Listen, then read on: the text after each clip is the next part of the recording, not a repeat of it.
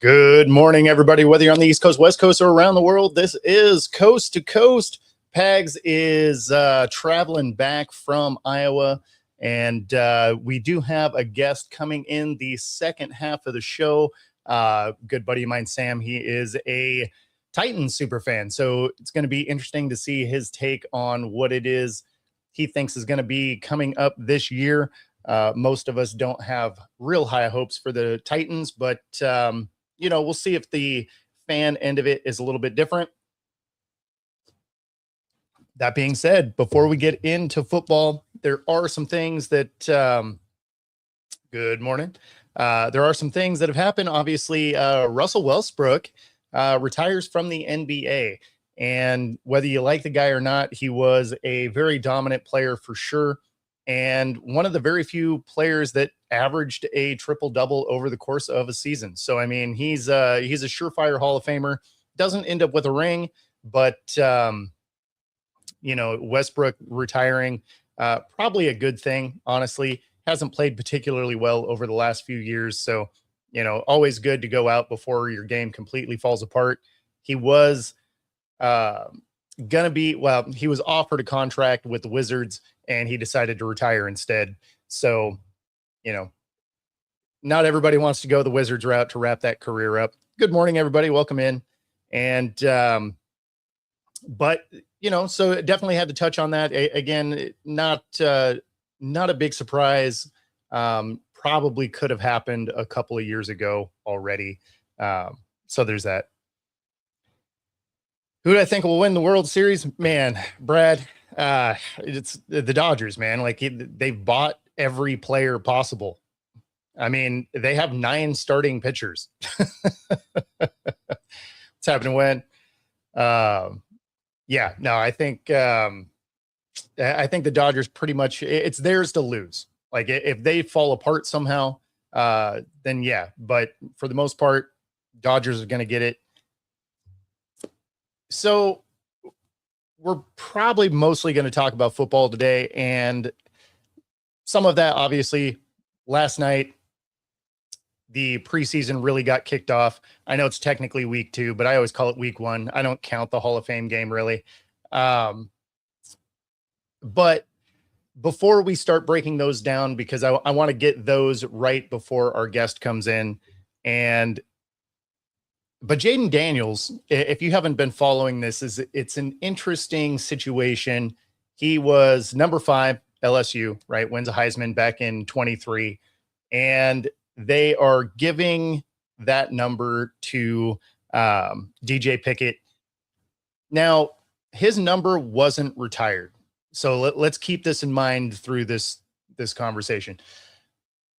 So LSU is free to give this away to any player that they want. And if you were to retire every number where a good player came through your school, there wouldn't be numbers to play with anymore. Like everybody would be out there with triple digits. So it's not that it's uncommon for numbers to not be retired. People have wore Joe Burrow's number since he left. And, his number 9, you could argue probably had a better chance of being retired than Jaden Daniels. Now, Daniels did have an NIL agreement that they could use his name and likeness for 180 days after his departure, right? So they're kind of outside of that window now. That being said,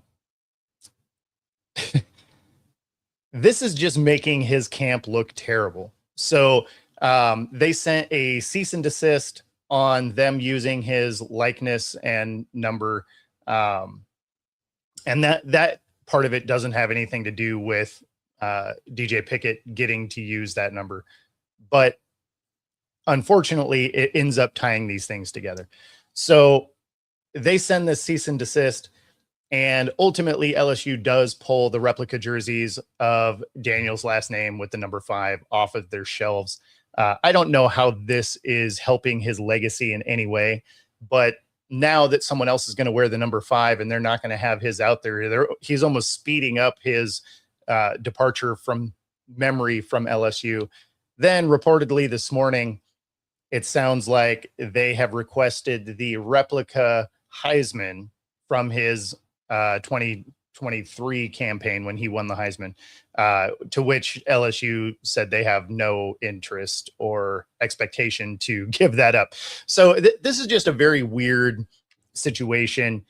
Jaden Daniels then came out and said that he is just focused on football, just on the Commanders, and, you know, that he hopes his team and LSU can figure it out and whatever. There's no way that he's not somewhat involved in this. Or if he is, then what part of his team is really driving this? Most people speculate that it's his mom because she is so overly involved in everything, but it's just a terrible look. If you are trying to keep somebody that was recruited by using that number, I mean, part of the reason DJ Pickett's going to LSU is because during his recruitment, they said he can wear number 5, a number that he's worn through his entire career. And again, it's not a retired number. So there shouldn't be an issue here. But for whatever reason, Jaden Daniels' camp is very over the top about shutting down them being able to use his name and likeness in any way. Which, again, as a player, that seems counterintuitive, but you know, here we are. Now this is still unfolding, but Lane Kiffin came out and said, hey, you know, this kid was drafted, or not drafted, but recruited by the last coaching staff. And a main piece of the recruiting was that he gets to keep his number 5 number that he's played with his whole life. So he's going to play in it. And that's as far as Lane Kiffin took it. So at the end of the day, it not being a retired number, the only thing the school really has to do is pull his jerseys off the shelf, which they've done now. I mean, good job erasing yourself from their history and current, current memorabilia. Very weird, but I guess, to each their own, I suppose. Most people would want their jerseys to continue to be sold, even if you're not necessarily getting a piece of it. You want people to remember you in that, Heisman winning season with LSU and all of that, but apparently not important for Jaden Daniels. So,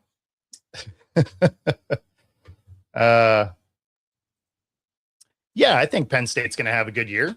I would imagine that they will be in the conversation for being in the playoffs, right? So do I think they win it all? No. But do I think they can be a playoff team? Yeah. They got a solid squad still. And yeah, just thoughts on this. I'm just ready for football to really get going. That's kind of my thoughts on this season. The off season always seems long. So yeah, and I'm kind of with you. I don't mind retired numbers. Like if you did something that was over the top, right? So I kind of like how the Seahawks do retired numbers, right? We have 5 retired numbers total. And, one of them is retired for the fans, right? So the number 12. Outside of that, you have Kenny Easley, Cortez Kennedy, Steve Largent, right? You're talking about guys that are next level Hall of Famers. I don't mind those things being retired. When you start seeing, places that have 20 numbers retired, I mean, what are we doing? Nobody's had that many over the top impactful guys. So, the fact that Seattle doesn't have a retired number for, some other players that were hugely successful, says a lot. Right now they're in the Ring of Honor. And I think that should be a thing, right? Like if you were great, going a team's Ring of Honor, whether it's pro or college, doesn't matter. But you don't need to retire the number because the number is immortalized with your Ring of Honor, placement. So I'm with you when I'm not a big fan of retiring numbers unless you were just an all-time great, right? So when you are a guy that, yeah, you won a Heisman, but other guys have won Heisman's there that don't have retired numbers. Um, Joe Burrow won a national championship there. So, I mean, you could say that Burrow had a better chance than Jaden Daniels to win it, or I mean, to have a number retired. So I don't know. It's just very weird. Again, it is an ongoing saga.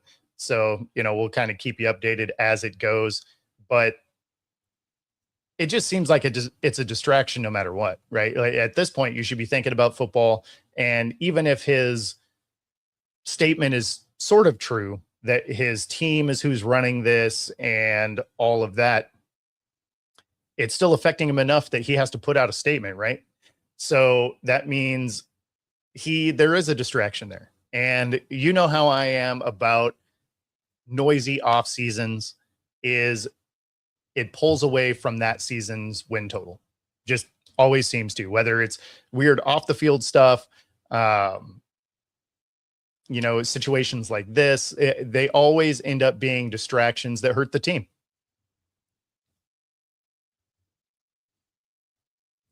Let's see. Will Levis, do you think?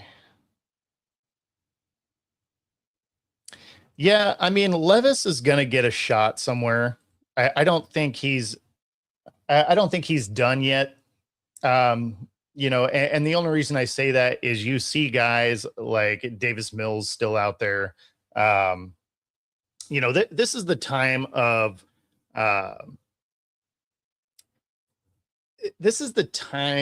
year that you see a lot of these guys kind of come back in and try and land on practice squads or end up in depth spots.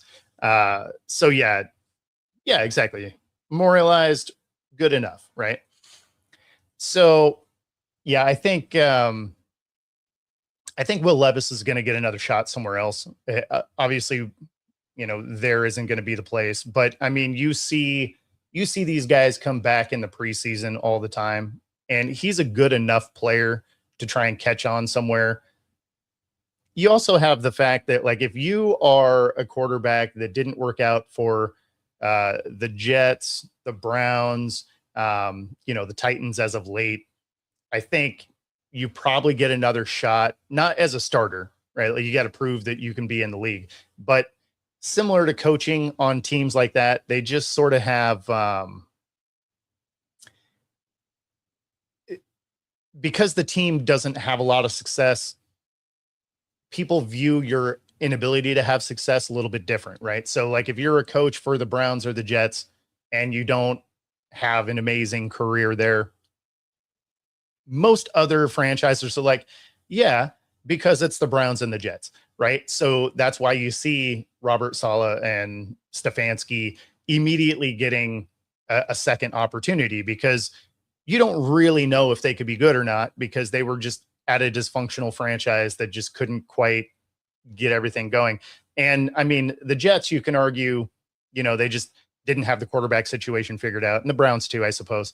But when you look at the Browns and you look at the amount of talent that was, it's been on that team for the last 5-6 years, there was no reason they've been as bad as they are. So let's see. Yeah, exactly. He's got a lot of potential, and that's the thing, is you're gonna have a guy that's got potential. He's hungry, and you'll get him for nothing, right? So when you see a guy like Will Levis, someone's going to take a flyer on him, especially if one of their quarterbacks gets hurt. I would imagine Gabriel is going to be similar to that. Someone will probably take a flyer on him and, just see if he can fit in somewhere else. Obviously, the Browns situation is not the ideal fit. That being said, I don't know that the Browns have their starting quarterback on their roster as it sits today. So, I mean, they do for this season, clearly, but at the end of the day, I don't think they have their quarterback of the future in the building yet. So I wouldn't be surprised if the Browns are in the search for, drafting a quarterback, depending on how the season goes. So let's see. Yeah. So, Brad, it's going to be tough. It is going to be tough for the Eagles to get to the Super Bowl. You know, can they do it? Sure. Yeah. I mean, they're one of the teams in the NFC that are contenders. But I mean, at the same time, when you think of the amount of teams that kind of fit that bill, it's going to be a tough go. They'll have to get hot at the right time, right? Because if you're looking at actual contenders, is your Eagles are one of them. The Seahawks to repeat for sure. Rams possibly the best roster in football. Aaron Donald sure looks like he's coming back. The Niners, if they can stay healthy, is a fantastic roster. You can't count out the Lions. I mean, you're looking at a stacked, you know, 5 or 6 teams from the NFC side just on its own. And then who knows, maybe Kyler works out. The rest of that team is fantastic. So the Vikings might be in that conversation too. So um, do they have a clear-cut path to get to the Super Bowl? Absolutely not. Getting through the playoffs is going to be a gauntlet no matter what. I mean, the easiest path is like the wild card game is probably your easiest game to go through, right? Is you're going to have, the South winner, you know, Atlanta or Panthers or, maybe the Saints, who knows? So yeah, who knows? The Packers are probably, they're a playoff caliber team. I wouldn't have them as a like leading contender kind of team. Only because they're just inconsistent. Like when they're on, right? Like they look fantastic when they're on. When they're not, they look awful, right? Whereas when you're looking at some of these other teams like the Seahawks and the Rams and the Eagles as of late, when they have an off game, they're at least still kind of there. The Packers look like a different team when they're not really clicking on all cylinders. So not to take anything away from it, like the North is going to be a tough division just all around because the Bears also, the Bears could absolutely be in that conversation as a contender if Caleb Williams takes that step forward because they have a lot of weapons. They have a good defense. They're coached well now. And, so as long as Caleb Williams continues his ascension towards being, a top tier quarterback, the Bears are in that conversation.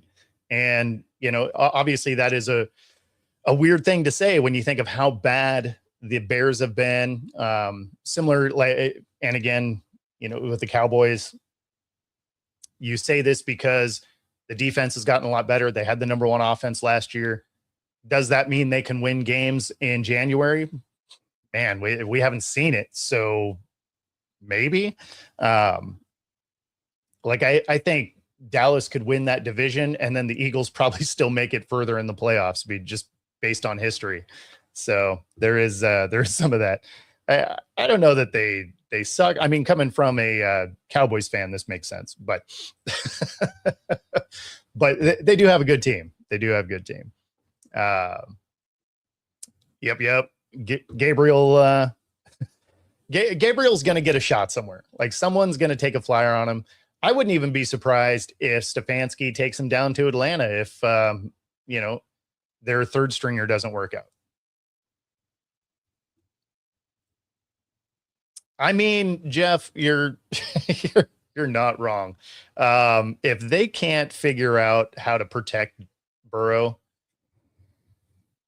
he's going to have that Andrew Luck mentality, right? Like it's just not going to be fun anymore. He's going to want to stop being hurt, and rightfully so. I mean, that team construction has been terrible. They gave him a couple of race cars at receiver, no protection and no defense. You come into this year, they draft a defensive guy. Their defense should be better, but it's still not going to be great. The offensive line should be better than last year, but again, not amazing. They're in a winnable division because everybody else got fired too. So I don't know that he would retire after this one though, because if it does go poorly, right? Say he survives, but they don't go to the playoffs, right? Then Zach Taylor's getting fired. Their GM's getting fired. They're the only coach GM tandem that didn't get fired in that division. So I would look at it as if he makes it through this year, he'll at least see what they have next year, because you're going to have a new coach and a new GM. Now, if they get to the playoffs, then all of a sudden the Bengals have to look at, do they extend these guys? Did they do enough? Did they get far enough in the playoffs, right? If they were one and done in the playoffs, I still think everybody gets fired. But if they go in and they make it to the championship round, or I think they'd have to make it to the championship round to save people's jobs. But if you make it to the divisional round, I don't know that that's enough, right? Just because they have really not maximized the talent, and, done some really poor drafting, free agent signing, or just inaction in a lot of ways. So yeah, I don't know that he retires, but I if he does, I would get it, right? Like, if you're just in a bad situation, you can't get away from it.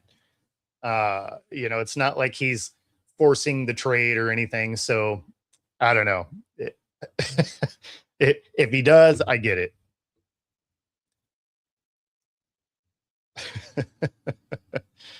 uh, uh, Favorite summer movie? Man, I don't know. I'm usually just covering sports, man. Um, but the second part, thoughts on the Bengals? Yeah, I mean, I just think they get in their own way a lot. They basically spent money on flash rather than actually putting a good team together. So, Troy, what's up, brother? Um, yeah, so the Bucks are interesting too. Um, I don't think they do a quarterback swap. That would be Baker would probably actually have better luck behind that line, just because he's a little bit tougher. That being said, he gets hurt a lot too, so I don't know that would be necessarily a great fit. But yeah, I mean, the situation in Tampa is curious because they're not signing Vita Vea.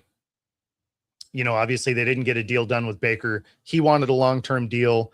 The longest contract they were offering him reportedly is only 2 years. And, he wanted something a little more long-term security, which fair enough, right? You feel like he's earned that. He's certainly played better than the Trevor Lawrences and Jordan Loves and, Tua. So, which are all making 55. He wanted 50, but he wanted 3 or 4 years. They offered him 2. But when you look at it from the Bucks end, that's an aging roster and they're ready to reset, right? So they're not re-signing some of these bigger contracts. They've let some players go. They look like they are headed for rebuild time next year. And that doesn't really make you want to sign a quarterback or an expensive defensive player or anything like that, right? Like, if you're trending towards that full rebuild, yeah, you're not gonna extend these guys. And it's not necessarily because you don't want to extend them. It's you just don't have the pieces to make extending them make sense, right? So if you save that cap space and maybe you make some other trades to get a few more picks, now you can kind of retool, become a much younger team, and start over, because the rest of that division is getting better. And when you're looking at what they have, is that good enough to win that division this year? Maybe. Moving forward, probably not, right? I mean, you got Atlanta that should be good based on the roster. They just find ways to not be, but now they have a new coach, and maybe that'll be the difference. The Saints, whether you like them or not, they are looking better, especially if you looked at the way they finished last season. And then the Panthers are solid. I mean, they're a solid team. Like, they're not great, but they're not terrible. So,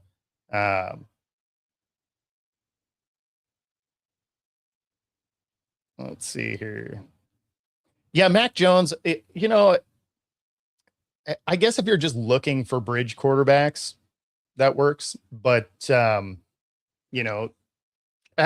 don't know that Mac Jones makes you better in that way. So, we'll kind of have to see how that comes together. But I mean, there's some of those guys that are going to get life in other places. And, that's where the Will Levises and Mac Jones and, Drew Lock's probably going to get another shot somewhere at some point. So, those guys just kind of keep hanging around the league. They'll just kind of be bridge guys moving forward. But we do have our guest in the house, the one and only Titans super fan, my man Sam. What's up, buddy? I have about 312 people that might disagree with that, as we're all part of a group of NFL super fans. But I will take that title, though. Flattery will get you everywhere. Flattery will get you everywhere. That's right. So you guys, we haven't talked about the Thursday night games yet. Mm-hmm. So what is the general feeling for Titans fans moving into this season? Obviously the last few years has been interesting. So, is there a sense of optimism moving forward, or is this another year where you're like, wow, we're not there yet, but we're headed in the right direction? So there is a general discussion amongst the fan base, right? What's going to judge you how hard you leap this year? And look, you've put components around Cam Ward, right? So that's the key, right? How much of a leap is he gonna take? Is he gonna try to do the Patrick Mahomes thing and throw across his body and throw an interception because he's not Patrick Mahomes, which I've seen him do twice during training camp and heard Brian Daboll clear across training camp saying, "Stop it." So I'll paraphrase that for your listeners. Especially because it's a radio show, right? So. Yeah, so I've heard a lot of things. But no, just kind of looking at it, I am of the belief, and so are others, that hey, you just need to get to 6 or 7 wins this season, and you're good. Just get to 6 or 7, win some games that you were probably supposed to lose, and get out of the season or whatnot. Anything above 7, I feel like you put a cape on Salah and a crown and say, "Well done, sir," because that stadium opens next year. You need to be good in 2027. I don't necessarily think you have to be great, but you need to be good. You need to get to 10 or something along those lines, fighting for a wild card. Yeah, be a competitive team. That's what you need to be in 2027 when the new stadium opens. But I think the general feeling around the people. Oh, don't do this! Don't do this! No. So Joe is horrible at sports betting. So this would almost curse your team.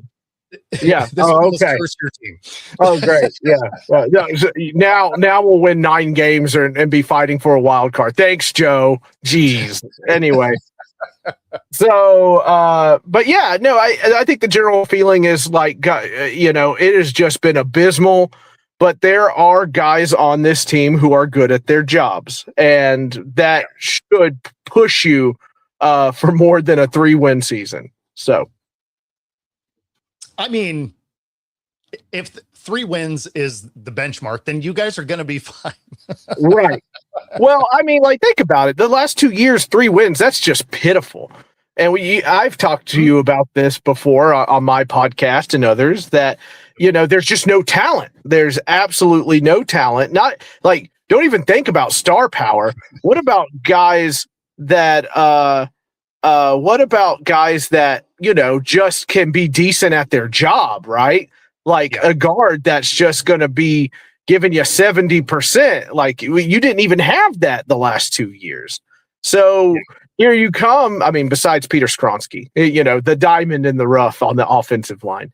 But so here you come. Mike Borgonzi, the GM, has kind of assembled a unit here to try to at least become competitive and win some games this year. And it's just what we're looking for. We just want to be somewhat competitive. I think if you can just do something little crazy this year, split with Houston or something, win a game you're not supposed to win, and I think people will feel just fine. So, right on. I mean, at least at least you guys are being realistic. Right. I mean, because that's one of the things that is funny with most fandom, right? Is Right. there's no tempered expectation. It's like, oh, we added one guy, we're winning the Super Bowl. It's like, Yeah, calm down. no, this is it. You know? This is it. Yeah.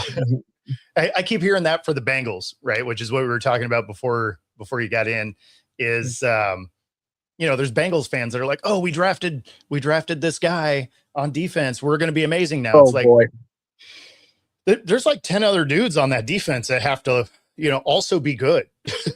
Right. Well, you have to go through your check mark list, right? It's not just you're missing one thing, right? Look, every team is deficient somewhere. The good teams are just deficient in less places. That's the key, right? Like I put it out there publicly, like, hey, we have a right guard competition going on. We have a middle linebacker competition going on. We have cornerback depth competition going on. Like, these are the things that you're trying to do and trying to fix. Also, if anybody wants to give me a ham sandwich for Will Levis, you can gladly have him. My God, that man is abysmal. I tried to give these, because, we're right next to Kentucky. So Lord knows, here they come down. I love Will Levis. He's a Wildcat. He's the best thing ever. Blah, blah, blah, blah. They act like they never watched his college football season. I did. It was horrible. A lot of that. There's a lot of people, revisionist history, that are like, oh yeah, I'm just, that was the Anthony Richardson. Right? Yes. They're like, he can throw an 80-yard bomb. It's like, did you not watch the last couple years of tape though? I mean, first he didn't play a lot, and then it was awful. Yes. It's not good. You can have all the athletic. Look, it's the same. It's kind of the same with Will Levis, right? It's kind of like Mark Sanchez. You can have all the physical traits all you want. If you don't have it up here and you're not processing plays and you're constantly making bad decisions, you're never going to reach whatever you want. You can have you could throw it 80 yards down the field. It doesn't matter. You keep throwing it in a triple coverage or lollipopping it in the middle of the field. You're not going to keep a starting job in this league. That's just the way it is, unfortunately. I mean, I was out with the mayonnaise, so yeah, no, I had a raised eyebrow about the mayonnaise because I live in SEC country and I knew what Will Levis was. Was intrigued before we knew that Callahan had no idea what he was doing about that pairing. But after that, I was like, oh no, this guy's cracked. This guy is absolutely cracked. So he needs to go into one of Aaron Rodgers' like darkness retreats or something and get his head right. I don't, or even more messed up and it kind of fixes it. I don't know, one or the other. But yeah, I look forward to him. What does Yzma say to Kronk in The Emperor's New Groove, right? I need to hear these words. I need to hear Will Levis has been released by the Tennessee Titans so he can go on somebody else's practice squad. That's the only way he's ever going to find anything else. So yeah, like he's not going to do anything where he is for sure. No, absolutely not. Do I think someone takes a flyer on him? Of course. Right? Like, why wouldn't you? Sure. Most players around the league, I always make this comparison. If it doesn't work out somewhere, usually there is a GM that's like, hey, we're better than that franchise, right? We can fix him, right? Like it's that girlfriend. It's like, oh, I can fix him. It's like, yeah, you can't. But it's once you've gone to flamed out in the second spot, then your opportunities get real thin. But when you're a quarterback and you were drafted, high, someone else is going to take a flyer on you. Yeah, no, tight end. He's definitely not doing that. No, he needs to go somewhere that has like a nice, like one read system or something like, hey, this is your guy. If it's not there, run or something along those lines. He needs like, the Steelers and Mike McCarthy come to mind. He needs like somebody that's going to give him a nice, easy little playbook. And hey, these are your 4 plays and we'll start from there. But yeah, just being at training camp and I'm watching Cam Ward and I'm watching Trubisky. I'm even watching Hendon Hooker. And Will Hooker was there. Oh yeah, you trust me. If he walks out and all of a sudden Rocky Top starts playing from a quarter of the practice field, you understand that Hendon Hooker has walked onto the field and existed. He's just existed. But there's just things like I don't understand how he keeps making the same mistakes over and over again. And it's like, it's not even passing.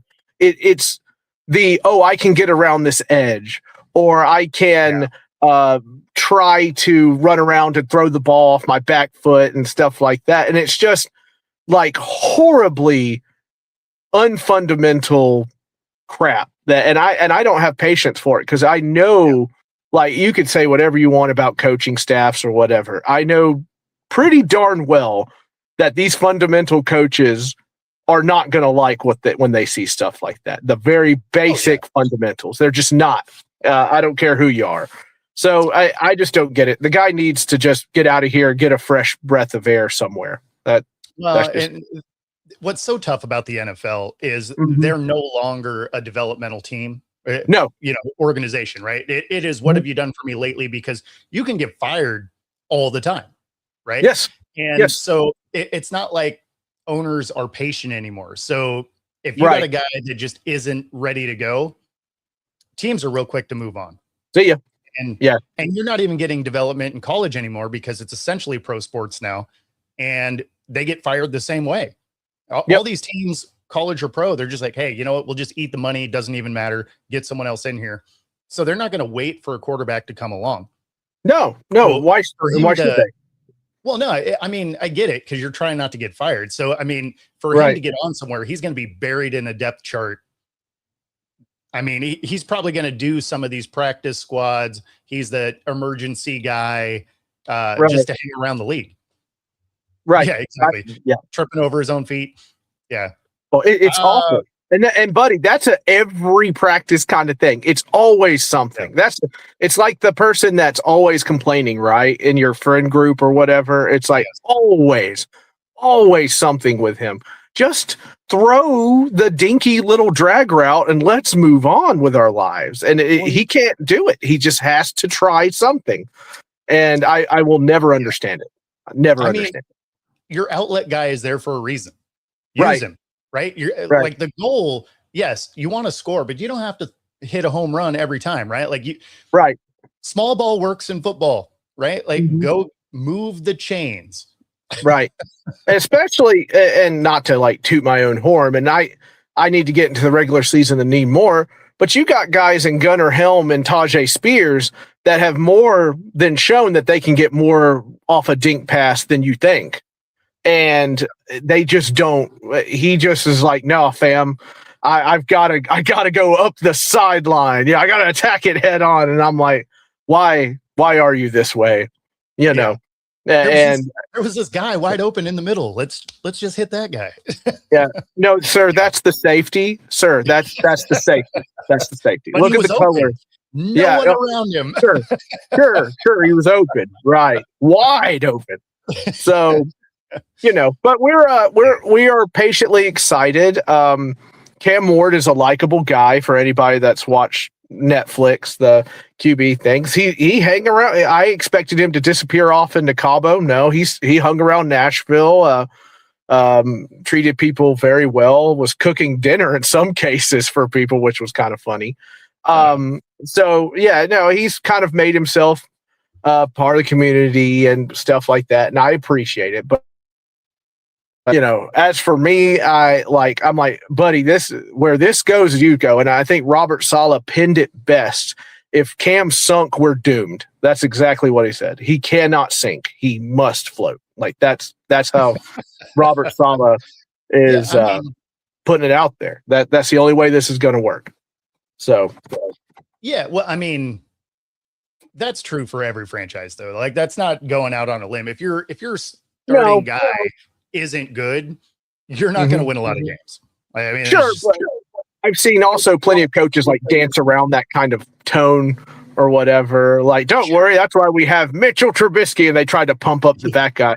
Saleh has taken the approach is like, look, we're putting all of our coins in on this guy. It's got to be done.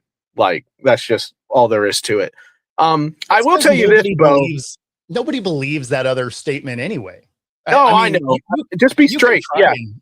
You can try and say that. I mean, there's only a couple of backups in the league that you feel pretty comfortable for them coming in. They can win you a game, right? Like we have one in Seattle. Drew Lock can absolutely come win you a game. Jacoby Brissett can win you a game, even though he's kind of a starter now. Yeah. Is he? I'm with you. I don't know. Like who? Okay. Speaking of stuff you didn't have on your bingo card, who had Jacoby Brissett holding out for a contract as a backup? Hilarious. Yeah, I was like, wow, Cardinals. Wow. What is going on? A 1-win guy. Like, did he play decent? Sure, but they won one game. Well, it's not like he started 2 and he won 1. He started like 10 games. So I don't know. I had a hard time with that one. I thought it was a joke. I thought it was a fake Schefter account. You know what I mean? Or something along those lines. And I was like, oh no, this is real. Wow. Like, he wants that Joe Flacco backup money or something. I don't know. I see DK in the backfield. Give him. He's going to be there. They are really focusing on DK as a kick returner. What routes I have seen in the 3 practices that I've been to, DK is running post routes and the wheel routes where the wide receiver runs behind the quarterback and stuff like that. So I do think they'll have him involved, but I think mainly they're going to see him as a kick returner right now. I think he's 5th on the depth chart at wide receiver. I could be wrong. They're going to change that 8 million times before the season starts anyway. So, he'll be in some packages or whatnot. I'm kind of keeping an eye on Alec Manor, who's done pretty well. He dropped one last night, but it was also like, hey, we've been practicing against the 49ers all week, and we really don't want to be here anymore. We've been dodging a substation for all week. Right. And well, no, I mean, look, it's just what it is. They had the first week of preseason, and I could tell the vibe was off on both teams. It was just like, we've been hitting each other all week. I really just don't really care. I mean, it's preseason, so it's not like the games matter. Yeah. It's why I stopped doing pick'em, including preseason. Yeah. Like it was always good. Well, I mean, because you never really knew what was going to happen, right? Like the Lions announced the day before that no starter is going to play. Yeah. Right. And so you're just like, okay, well, I mean, I think they lose then, so it's, but yeah, I don't know. I don't expect a lot out of preseason. I usually just expect bad football because 90% of what you see are guys that are going to be working at Target in a couple of weeks. So, I don't have a lot of expectations when it comes to what we see in preseason. Bo, why you gotta say Target like that? They're at least worth a Dick's Sporting Goods or Academy Sports or something. Yeah, some of them, yes. That's what they should be aspiring to, Sam. That's right. That's the top level guys. I need Bo Crouch's retail chain of success. Like once you're here, you have like your little dot. Once you're here, you're in good shape. You're in good shape. Here we are at Foot Locker. Yeah. Now you're regional manager. You made it. All your hard work is paid off. That's right. That's right. Yeah. You're welcome. Brissett had decent stats. Like it's not like he had a bad year. And I get what he was trying to do. He just wanted to at least get your starting money for a low-level starter. Like I get it, right? Because he's past his ability to get a real contract, like a big contract. Right. So he's trying to maximize the last few years of his career. I'm not mad at it. No, I'm not either. I thought he overplayed his hand. Because if I was the GM in Arizona and I just understand the fact that we're not going to be good this year, because although we do have some nice pieces, the defense is going to be better. Offensive line is still not great. And so, you have Carson Beck, which the knock on his game is that when he's under pressure, the decision-making drops off. Well, in Arizona, you're going to be under pressure a lot. And so do you want to have the holdout of Brissett, or do you just go with the fact that you have Minshew, who is also entertaining and will win you some games, right? Like he is this era's Ryan Fitzpatrick. He's gonna rattle off some wins and be entertaining doing it. Sure. But you're not a team that's in any danger of winning this division. Like everybody else in this division is going to beat you down. So Yeah. you're not going to make the playoffs. There's way too much talent in the NFC. So Mhm. did you need to pay Brissett? Not really. No. I mean, yeah, I agree. I think if you're Arizona right there, I think you could afford to take a flyer on somebody and at least give them a shot or something along those lines. But they're stuck with what they're stuck with at this point. I'm raising an eyebrow at Miami and Arizona when from the moves they've made. It makes, I don't want to say tanking, but it certainly smells like it. And I don't like that, and I don't think the league would like that either. So, but I don't know. What are your thoughts on that? I've been meaning to ask you that. So I guess let me ask you this: Uh-huh. do you think they're tanking for a quarterback, or do you think they're tanking for offensive line? Because if you get that top spot, do you think who Mhm. you're drafting is better than Carson Beck that you just got? Or are you like, hey, we'll trade back and we'll snag every offensive lineman in this next draft? That's a good point. I'm a trenches guy, so I'm doing it for the offensive lineman. If I'm going to do it, but I think at this point, like, both of you just need to build a roster here. So draft something that you just need absolutely, and get a foundational player in that spot. That being said, I hate the whole tanking thing, but I understand that this is business and it's got to be done. So I don't know that Arizona would even be tanking. Just the teams on their schedule are better than them. Like they're not even going to be trying to lose. They're just going to get beat. Yeah.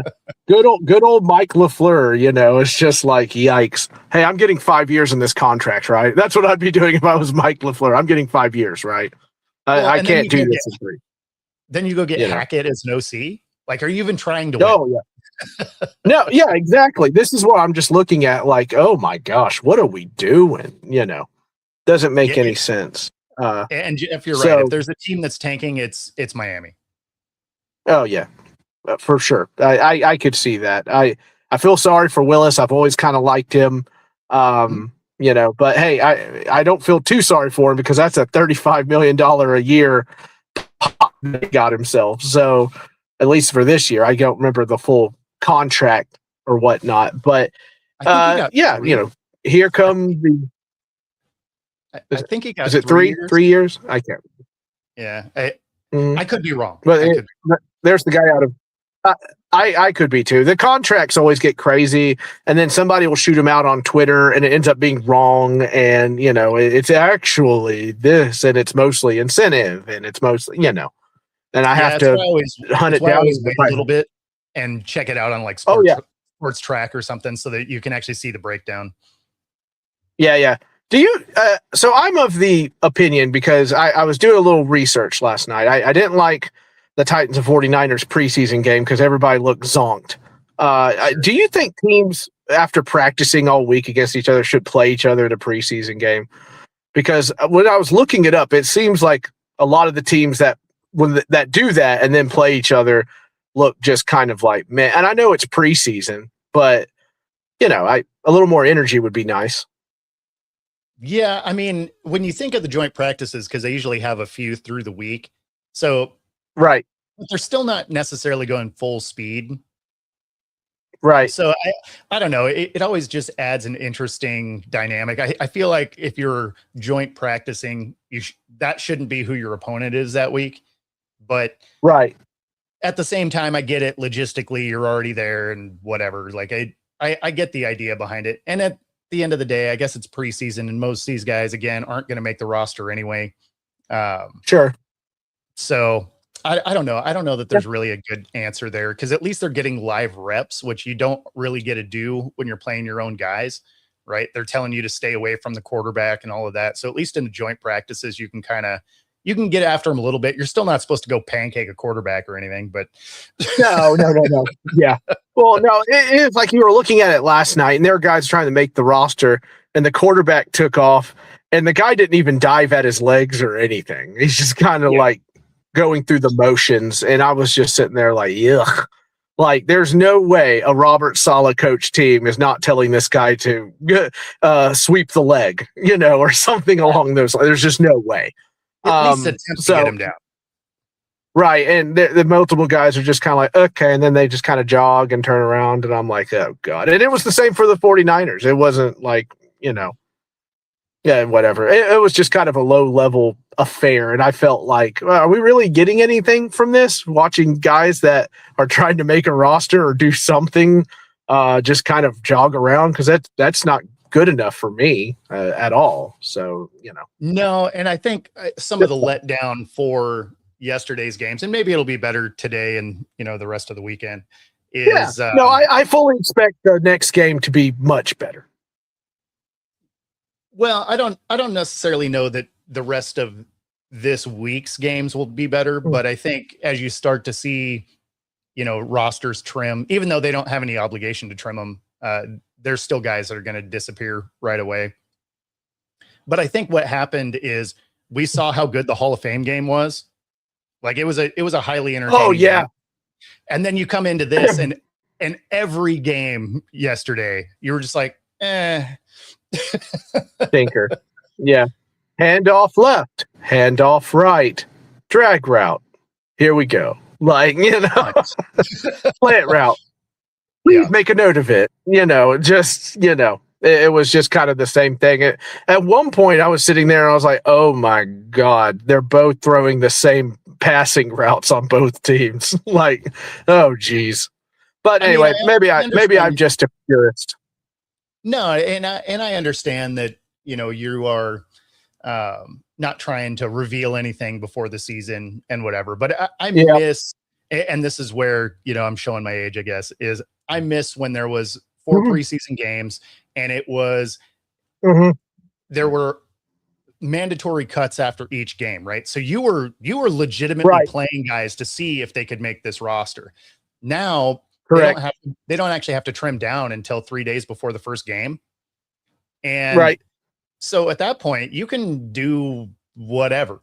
And I don't know that that's good for football, because usually that means your first 3 weeks of the regular season look like preseason games, because a lot of these guys haven't had real reps. The effort isn't there the way that it used to be, because if you're bad in the first week of the preseason, you have next week. Whereas it used to be after that first game, they were obligated to cut like 10 players.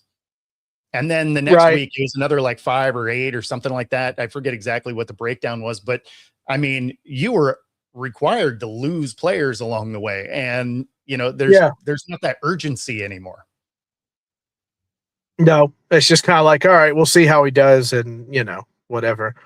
We used to have guys get it into a player's face like, hey, this is it for you, bud. Like, there is no going back. This is do or die, and that was more fun to watch, because you saw these guys hit hard and like dive and do all the things. And now it's just kind of like, okay, yeah, exactly.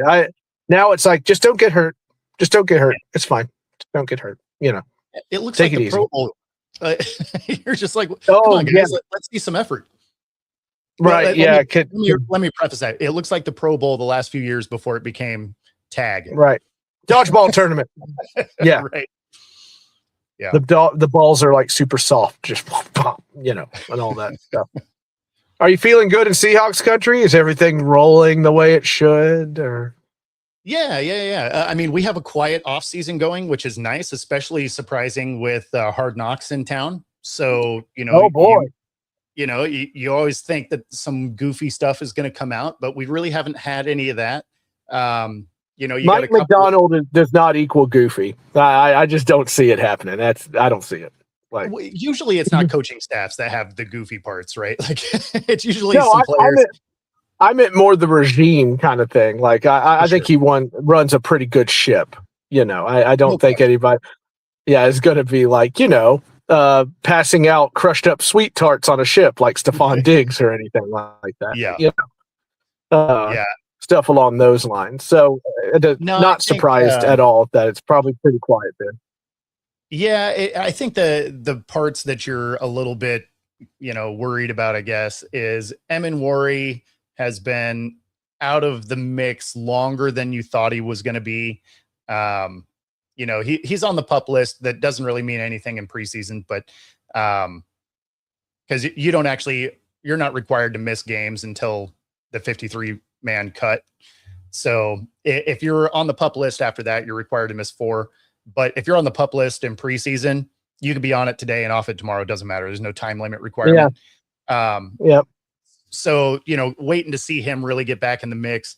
And then Price, having some leg soreness, has had limited action.